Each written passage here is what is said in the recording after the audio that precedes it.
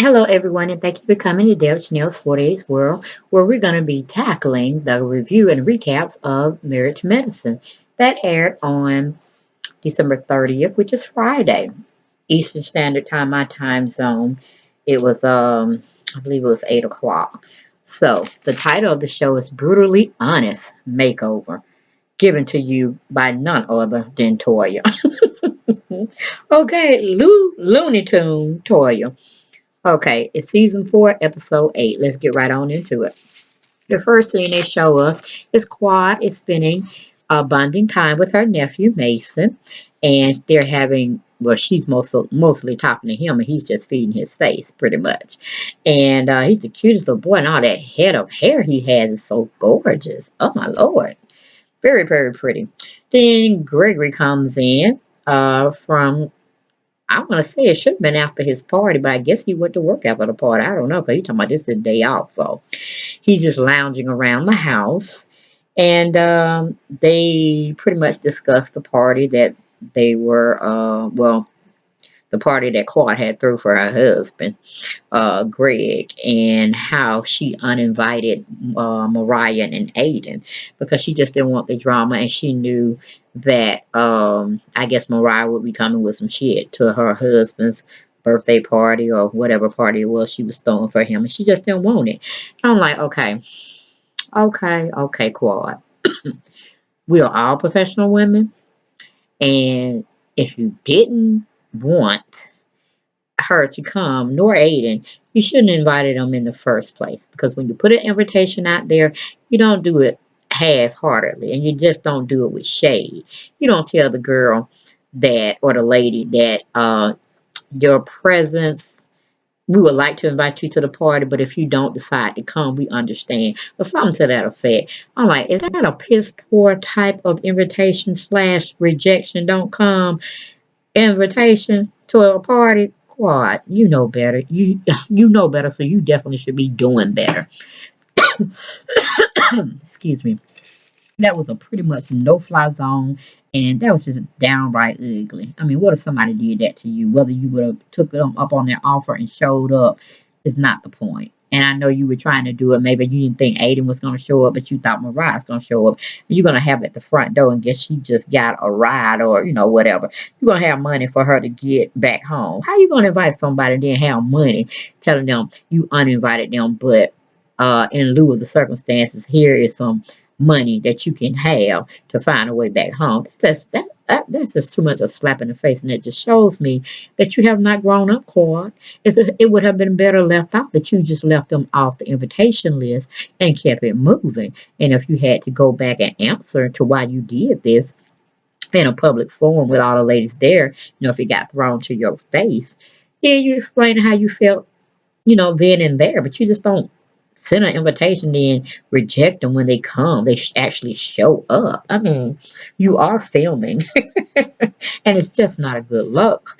Not a good look, Quad. But you upset at me on that one, and the rest is pretty much history. I'll let you live for another day of reviewing. Okay, we move on to Mariah. Mariah and Aiden are talking about being ousted.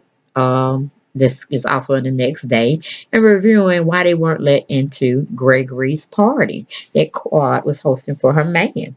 And of course, they're talking about all the little fallout they had at Toya's prom birthday party and all that. But I mean, we have come to find that these women just argue over the little minute stuff.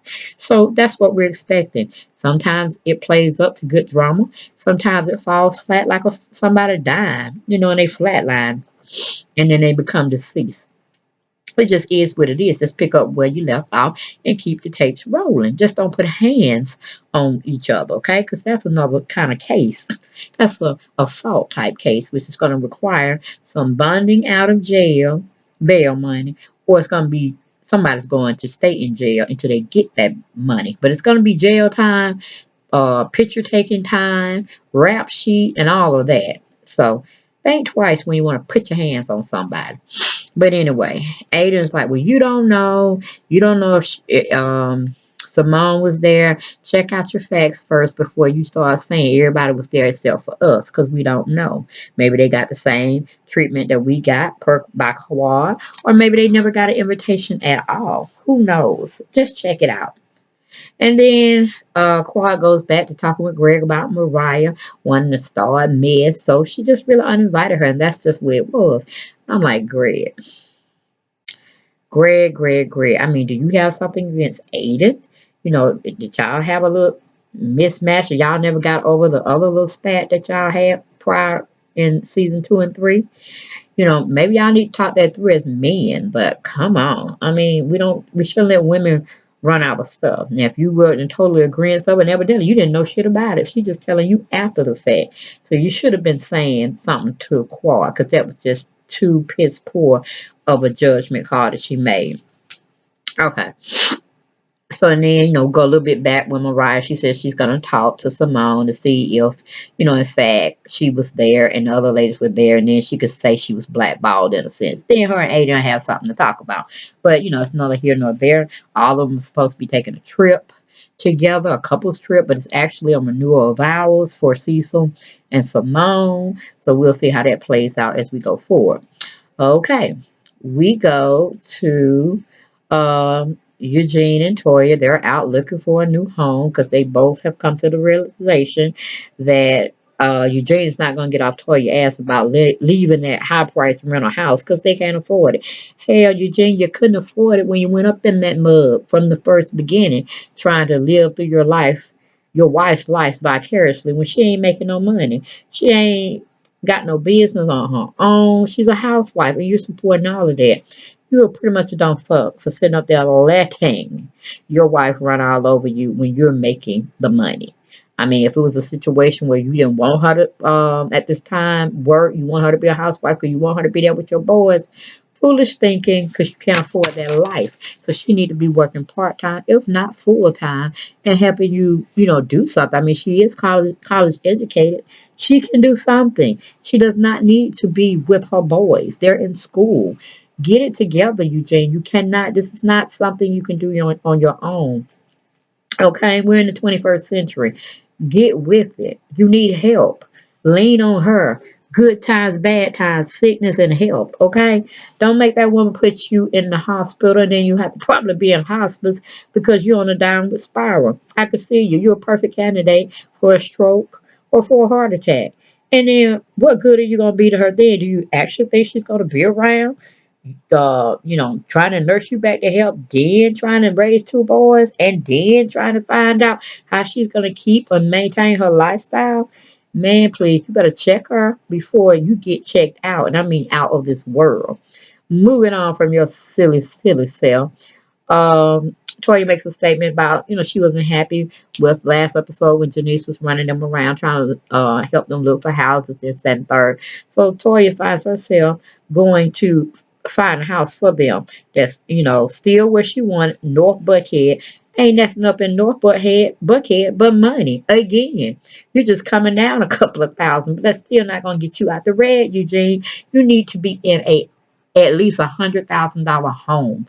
Period. Point blank. This is your starting point. Typically, the house that you probably had, the first one you moved out of, trying to think too big for your britches and your wallet. Okay, you need to come on back down to the 100,000 home. Okay, and add on to that because you're not about their life. You're not about their life. Okay, and this TV show is not gonna make you put you on to that life. Okay, you need to be doing a lot more than what you're doing. But you're in a respectable business. You're saving lives. Stick with what you know and stop going for that billion-dollar payday coming that's never gonna come. I mean, she pretty much has demasculated you. You don't even look like a man to me. And then when you go off trying to tell her off, it's just too, what do you call it? It's too rough, it's too brash, and you don't even have to go there with her. You just, hey, like, what's his name? What's her name? Curtis talked to Dr. Jackie. He like, you don't give two fucks. This is how I want it. This is what I'm telling you. If you're not doing, I'm bouncing. That's pretty much how he gonna set the tone. And if I was Dr. Jackie, I said, bye bye. We ain't got no kids. We really don't have any ties. You're causing me misery. I have definitely stepped back. You won't give me babies. You won't even try to adopt, but yet you want me to live this high lifestyle that we have this perfect picture marriage. We have no kids, but you want us to have the house, the family life, but we have nothing for us to show of us, trying to raise somebody just because you had the opportunity to have children with other women that you're not married to. You've given them the joy of life and stuff like that, but you won't do that for me. I've been told him deuces, period, bye. Because you definitely can make it on your own. And more than likely, you can get remarry again because y'all just not on the same wavelength. He's too old, set in his ways. He don't want to change. And I bet you, and I'm not a better woman, he's already done snuffed out stepped out, as most people say. He's done tampered with the forbidden fruit, and it's not yours, okay? So just trying to put you out on game. You need to check him or check the marriage out, and that's just it. Okay, we move on to Cecil and Simone. They're in the bed, and they're talking about being married for 20 years, and they're making it a couple's trip back to Hawaii. 20 years ago, they got married, and they went to Hawaii for their honeymoon. And it was a good time. So they said if they make it for 20 years, they will be back and celebrate that monumentous feat of staying together with one woman, not stepping out, and this, that, and third. Of course, well, we know he didn't step out, she didn't step out. Had two beautiful kids, and they doing the darn thing, and they still like being with each other.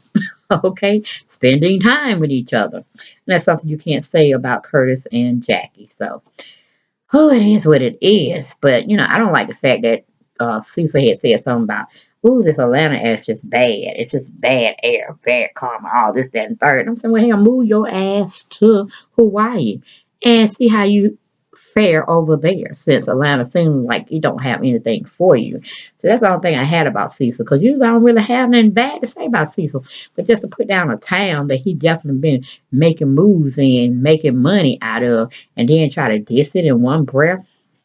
All right, fuck you, Cecil, and your whole idea of what Atlanta is giving you or not giving you far as air content. Anyway, moving from him, we go to Dr. Jackie. Jackie is meeting with one of her patients who wants to have a procedure where she's not going to be able to conceive anymore because she feels that one baby is certain enough for her and she can't take and don't want any more. So they do a little IUD procedure, and before she does it, she's, "Are you sure you don't want to have any more?" She's like, "Yeah, honey, if you don't put this up at me, I will find someone of another physician's office to will do this for me. So don't give me stress."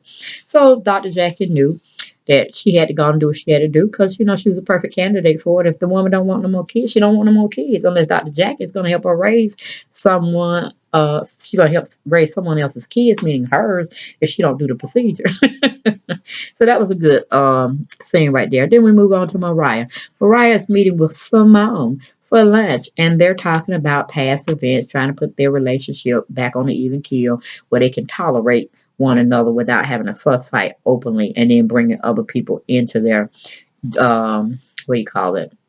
Not really an argument, but discussion they're having.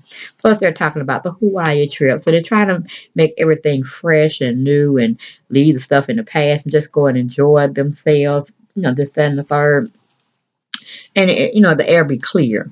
So, you know, Mariah's feeling some kind of way. She goes and asks Simone, was she invited to Gregory and Claude's birthday celebration? She said, yeah, we were. And so she's feeling some kind of way, and she goes in and said, well, she ousted us, or she rescinded on her offer of letting us come to the birthday celebration at the last moment. And she thought that was tacky, this, that, and the third. And of course, Simone's looking like, oh my God, she did that to you. So she really didn't say anything. So then she went on and told her, since they were, in a sense, talking about or having an inclusion of the conversation with uh, Quad's name coming up, she said, well, my daddy is deceased. And she goes on to say that Quad gets, not Quad, Mariah gets kind of emotional about it. And not only does she get emotional with that, because, everybody knew except for her, and including Quad, she goes on to say that Dr. Jackie and Quad went to actually go try to find her dad because he was missing at the time.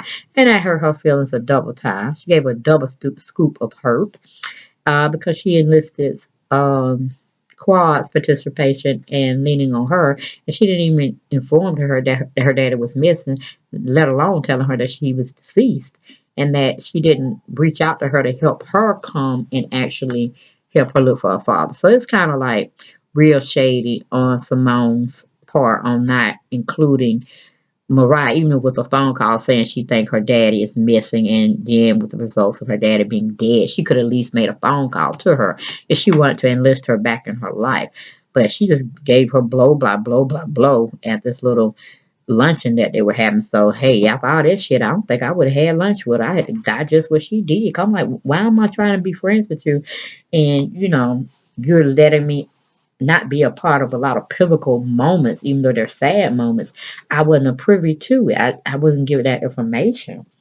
The hell, send flowers or come by and extend my condolences or something. You just totally blocked me out.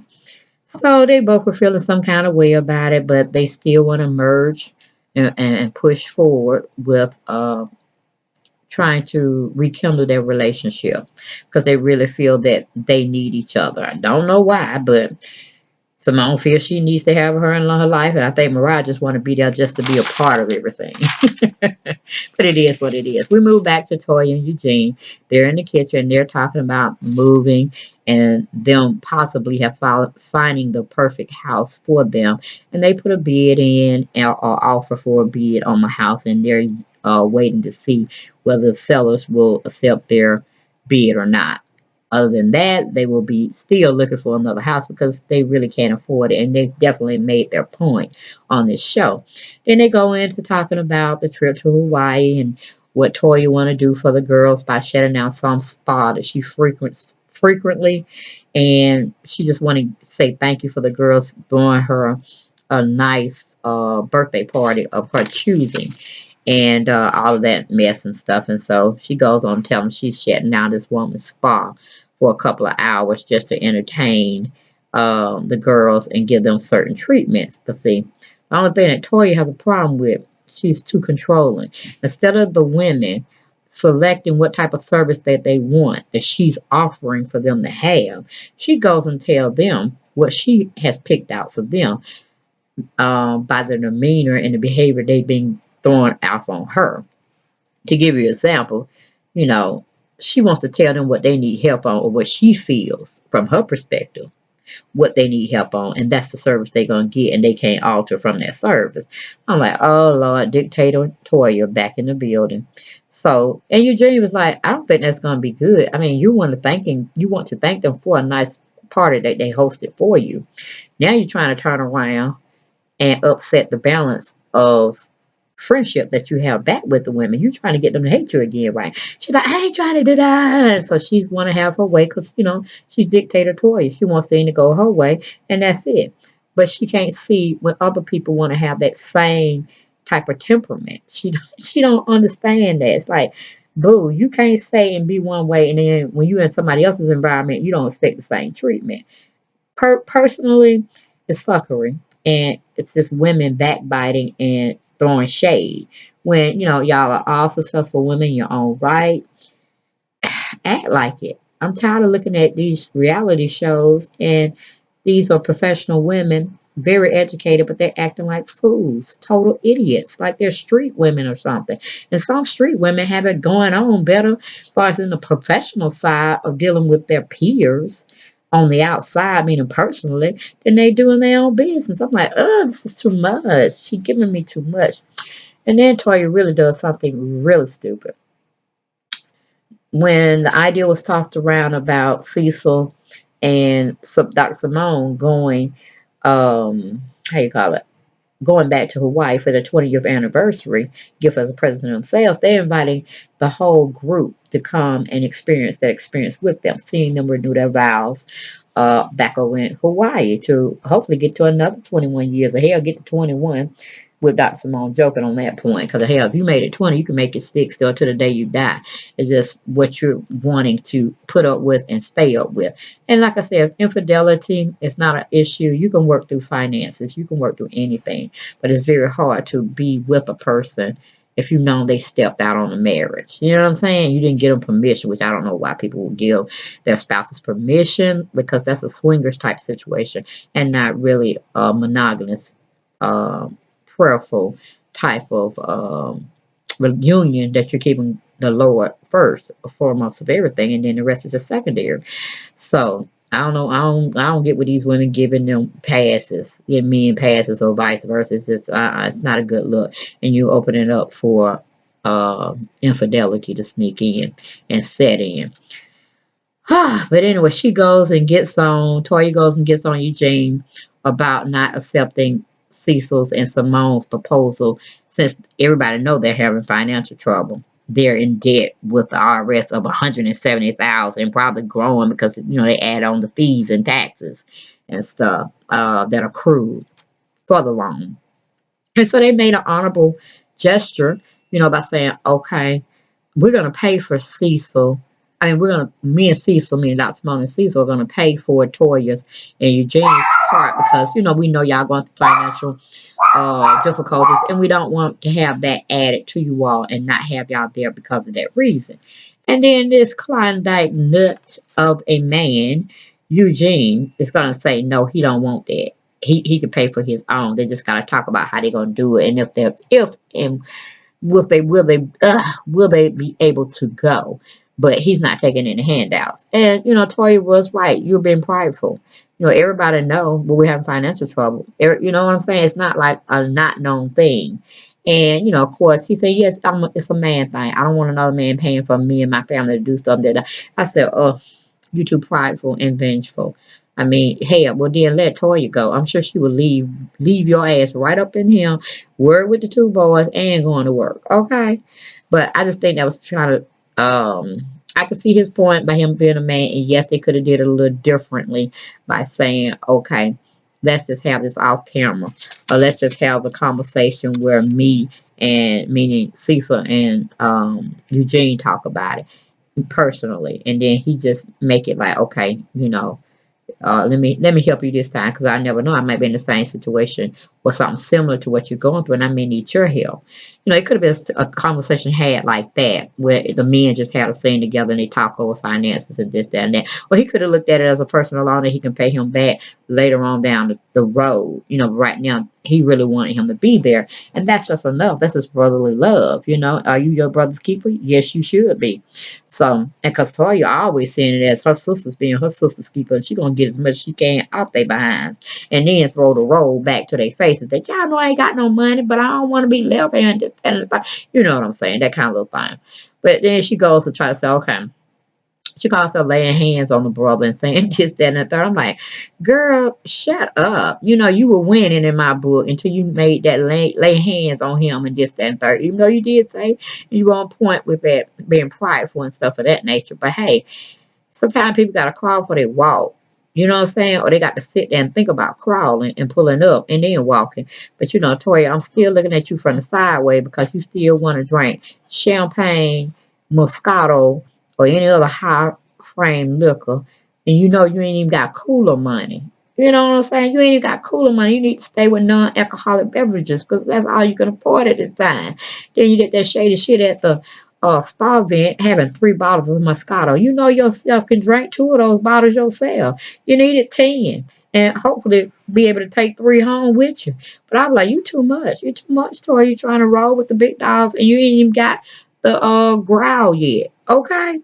But anyway, Eugene was okay with it if he said they would have proposed it to him in another way. Well, guess what, Eugene? Sometimes offers are meant to be made. However, you got to be the bigger person. Say, I'm going to take it and then I'm going to pay them back, even though they know I'm not going to pay them back. Something to that extent. You don't miss your blessings. You don't block your blessings. And you're just too stupid to realize that. So I'm going to move on from you. But anyway, Toy, so why don't I just call them and tell them they need to pay for our, I'm like, wait a minute. For one thing, you should say, if they would like to do something charitable in that way. It's the way you talk to people because they are doing for you. You're not doing for them, and they don't owe you shit toward you. Okay. Oh, she just both of them just fucked up in the head, and I'm tired of looking at both of them. Really, I wish they really wasn't on the show. Give me somebody. Give me them two replacements because they too much. Too much. Okay. Anyway, she goes on to say, we're gonna have them pay for our room and board. How about that? And maybe our dinners. Not through that party, but she was just talking about room and board. And she would, or they would, pay for their plane tickets to get over there. And she said, shit, that's more than what the room would cost anyway. I'm like, sorry, you haven't been, but I know people who have been, and the room is just as expensive too, depending on where you're laying your head. Okay, and I'm pretty sure Dr. Simone and Cecil are not living or staying anywhere shabby. Okay, so I'm like, you just as prideful too, and greedy as hell when you're not even dropping the tab. I mean, who tells somebody to throw them a lavish birthday party? Who does that? Because don't you think that circle is going to come back around and bite your ass in the butt too? When you're going to have to kick in for the other person, especially Dr. Simone. Because she already said whatever we throw on you, she want it back too. Okay. So I'm like, that's too much. Just throw your own low scale birthday party and be done with it. Then you would have saved some coin about trying to chip in somebody else's birthday party, which you really didn't want to do. And then you're going to throw up that whole thing about, I ain't got no money. I ain't got this, that. But yet you still up there trying to spend, still up there trying to go places you know you don't have no money to go. Sometimes you got to fall the fuck back and stay at home because you done dug your grave for all the financial failures you have gotten yourself into, and that should be enough, okay?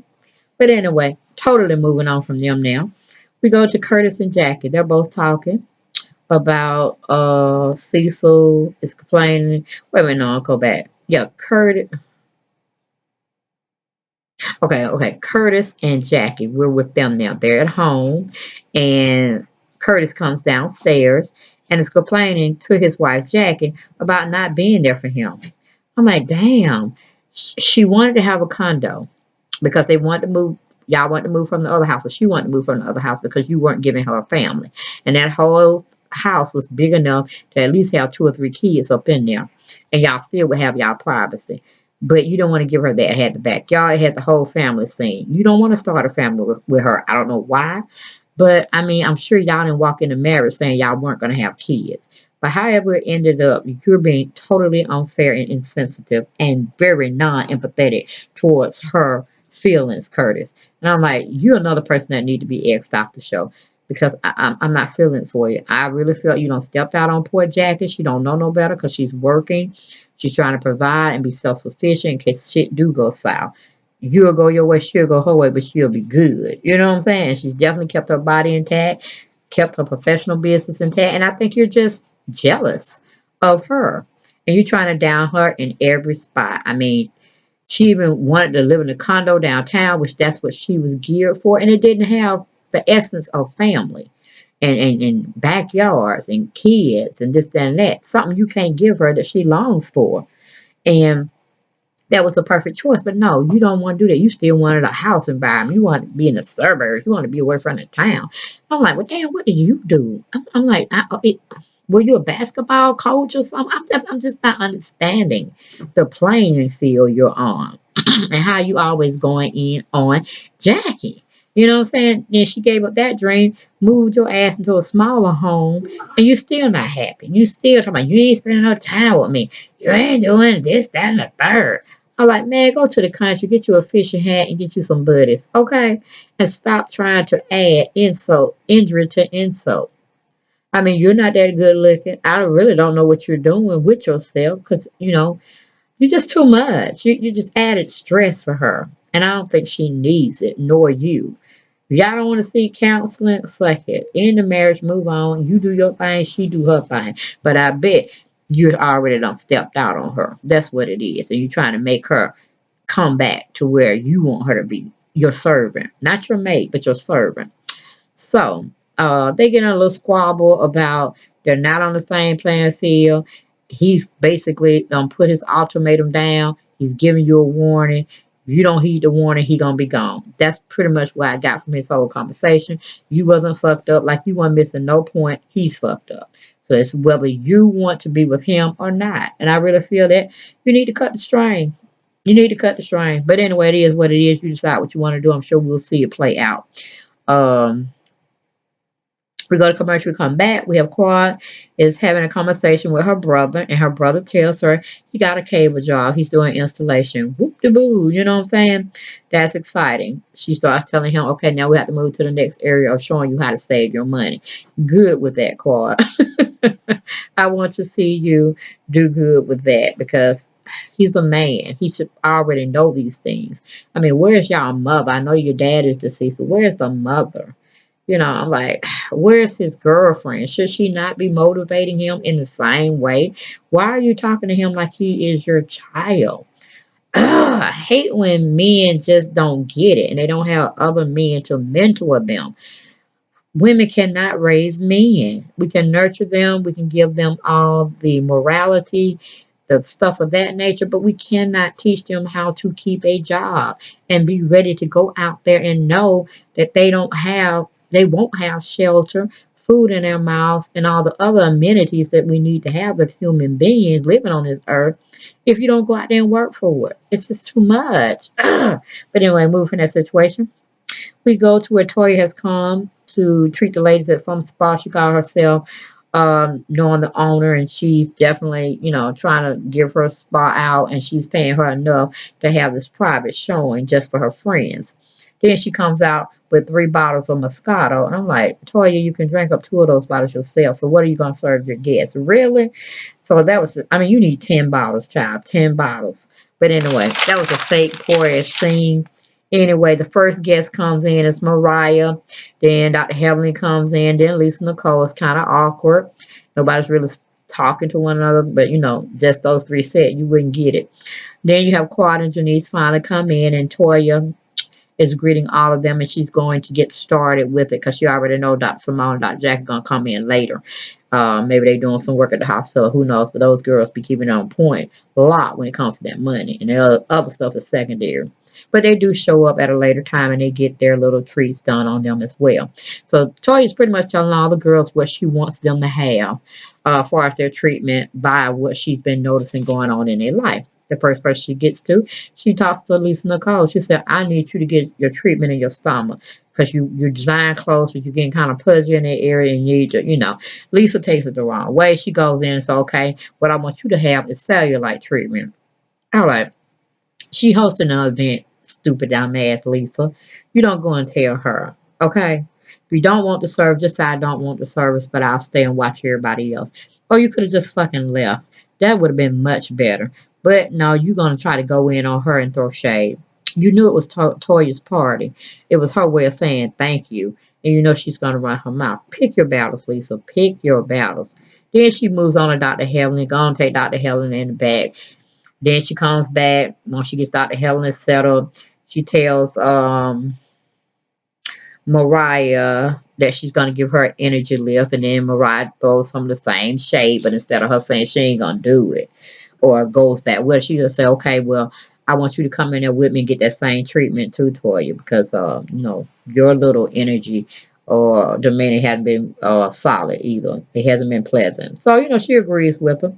Then we go to Simone. She says she needs her the serenity or serene type treatment, which is pretty much getting a massage.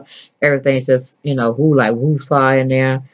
They rubbing on your back, playing good music. You probably pretty much fall asleep back down. That's how peaceful what she wanted. And that's what she gave her. Then came to Jackie. She giving her Botox. Denise is doing yoga. But when Denise doing all this perfect fitness and toning her body, she couldn't do a simple yoga pose. I'm like, girl, please. She must be starving herself. And that's pretty much it. She ain't gonna do no goddamn gym. Not the way she's saying she going. She can't do no yoga poses. I mean, really? And of course, she gets Quad a facial makeup thing because she always see Quad's face beat for the gods or whatever, or how they always say that little slang. And she wants to see her without makeup. She wants to let her face breathe, and she wants to give her that natural treatment. And of course, Quad looking at her like she was crazy, but she's okay. This your party, this your dime, this your coin. We'll just go on with it. So then they're going to get their treatments done, and Toya's pretty much going to each room to make sure every woman's getting treated appropriately. And then she runs up on Dr. Simone is in her little Serenity spa treatment thing, and Lisa is on the table getting a massage. Or she had probably just finished up on giving a massage, and Dr. Simone's in the chair. And I'm like, getting a chair massage is not as good as getting a table massage. So I was all with Toya when she was fussing at Lisa about even being in the room. She said, y'all all had y'all separate rooms. Except for the facial stuff going on. That was in one room. You could have had that and stuff. She could have been in there talking with them women. But nah, she want to go find out dirt about what Simone was going through and this, that, and third, and not letting her have her serenity. So they kind of got in a little fuss fight back there, and pretty much, they have just been disrespecting each other for the most part. But I was glad that, in a sense, it shouldn't have been done in that atmosphere, especially when they were in the peaceful serenity room. Tori just wouldn't let it go, and she just really got into Lisa's ass, and even got so far as to, when Lisa started with the argument saying that, you're not gonna run me, you're not my boss, I'm not Eugene, and this, that, and third. And she said, "Oh, you go on with your gay ass husband." I was like, "Oh Lord, the shade, the boldness that's coming out these women's mouths, drama, entertainment. I'm ready for it." But see, Lisa will be ready to snatch her, and then she'll be having an assault charge brought against her behind because she don't know how to keep her hands to herself. Because she definitely been beating up on her husband here and there in the past. So she got a rap sheet, guys. She got a rap sheet. So I just think, Lisa's mouth is just too foul, too ugly, and it just brings her down to a zero. You know what I'm saying? Because I really feel she's a perfect 10. She's a good motivator. She dresses somewhat nice, and she looks pretty. But with all the stuff, all the foul stuff that come out of her mouth, and how she just want to pick arguments and pick fights here and there, just makes her a negative zero in my book. Totally. Totally negative zero. Then we go to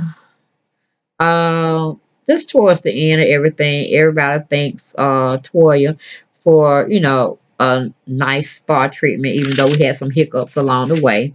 But they were thankful of them, she giving them a day for as relaxation. But it kind of broke its spell of relaxation when Lisa going around there cussing and carrying on and talking all loud. I just really wish they get rid of her. She can keep her husband because he's good eye candy. But I'm just tired of her, and I'm tired of Curtis. And I'm tired of Toya too in a series. She's a negative zero too when it comes to her talking to her husband. Like she ain't got no sense, and like she's some princess that been born with a silver spoon in her mouth, and Eugene is just failing bad at taking care of her. I'm like, they need to revamp them, because even the storyline that they have them of being over in debt with the IRS financially, they still not giving me nothing to even be on the show. And I don't want to see him talk rudely and nasty to her. He can get his point across, but he don't have to go there. Just like some of Curtis does. He ain't talking nice nasty to her. He just telling her what he want. She either comply or she got to move on, or he got to move on. The marriage is not gonna work. You know what I'm saying? And I'm just like it, honey. We need some revamping, Miss Jackie, Dr. Jackie. You too good. I would seem like a good natured, hard working person. You too good for all this shit. Too good for him. So y'all, that was my review of Married and Messy. It was a little long, but y'all didn't talk to y'all 1 hour. So if y'all gave me at least 3 minutes of your time, I am just grateful for that. And all my fellow soap operas, they didn't give us nothing. They was old classics, so it was nothing for me to review on my soap operas that I do get a chance to review, which is Bold and the Beautiful and the Young and the Restless. But I'll be back on Monday.